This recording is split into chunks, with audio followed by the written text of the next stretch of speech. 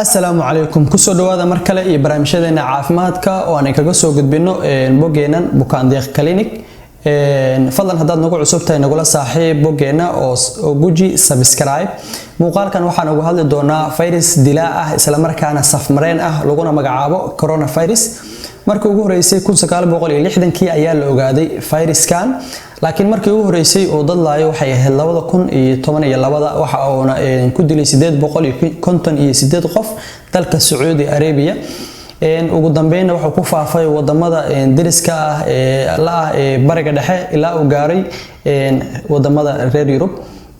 laakiin nooc cusub oo aan hore loo aqoonin oo lagu magacaabo novel coronavirus qaybna ka ah fayrasyada coronavirus lagu wada magacaabo ayaa ka soo baxay ama lagu arkay infectionskiisa dalka China asagoo dilay ku dhawaad 60 qofood infectionkiisana ay u jeefaan wax ka badan 2,000 oo qofood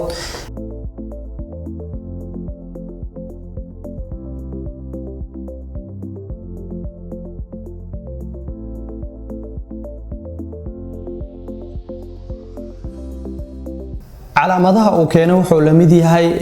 sida viruska hargabka keenay sida qofku inuu qufaco hindhiso fara badan inuu yeesho diif inuu ka yimaado qandha inay qabato murqo inay xanuunaan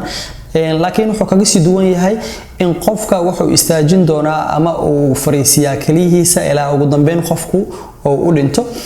viruskan waxa looga hortagi karaa qofku inuu iska dhaqo gacmaha iyo waxyaabaha uu cunayo ama uu karinayo si fiican oo nadaafadooda ugu dadaalo sanka oo daboosho